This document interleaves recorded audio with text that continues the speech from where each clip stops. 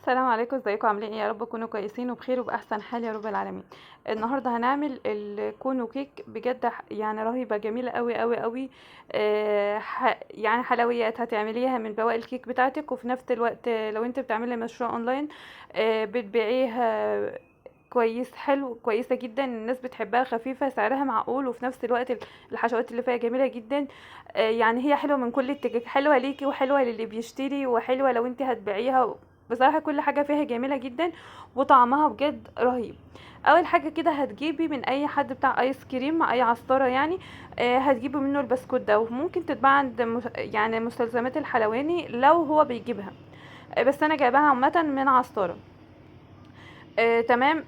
جبت اللي هو قالب اللي هو الشوكولاتة السما وحميته ايه وسيحته على حمام بخار، من غير اي اضافات خالص خالص خالص، وببدا ان انا اغلف الكونو من جوه، وبعد كده بغلفه من بره، وافضل ان انا اخبط شويه كده. طبعا بحطها على عصايص الشيش طاووق عشان اقدر ان انا ازينها من غير ما المسها، عشان ايدي ما تبصمش ويبقى كلها مكسيه شوكولاته من بره ومن جوه.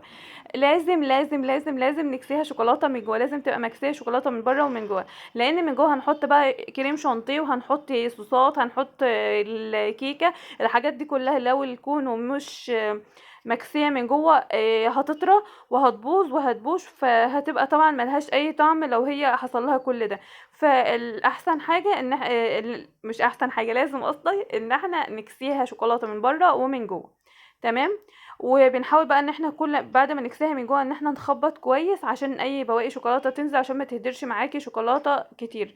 لو انت عشان تقدري ان انت تحسبي انت استخدمتي شوكولاته قد ايه وعملتي كام واحده والتكلفه بتاعتها قد ايه، بالاضافه بقى ان انت تحطي لو انت شايفه، انت طبعا بتقدري تعبك ووقفتك، فبتزودي على اساسها بقى، وعلى اساس برضو المكان اللي انت موجودة فيه. لو مثلا مكان الاسعار بتاعته المتناول الناس اللي فيه، لو هي عايشة مثلا برفاهية شوية فيبقى الاسعار اعلى شوية.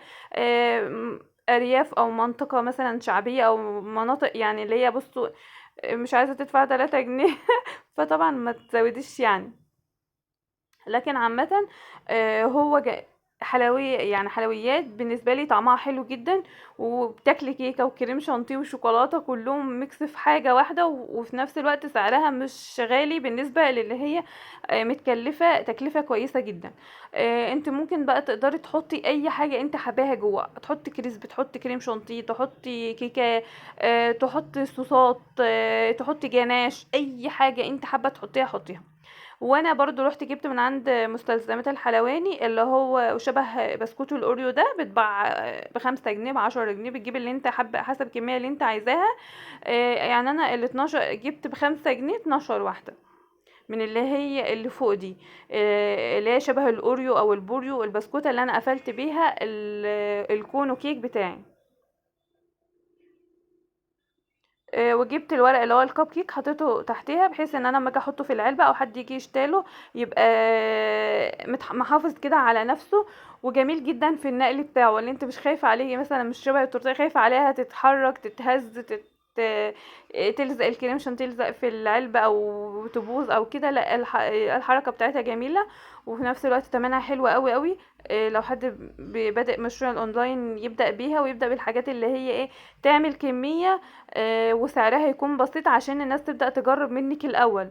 بعد كده بقى ان شاء الله ربنا يكرم تعملي حاجات اللي هي بتتكلف اكتر، وتبدأي ان انت توسعي في التكلفة بتاعتك، يكون الناس بقى عرفتك وكده. بكده يكون الفيديو بتاعنا انتهى. مع السلامة.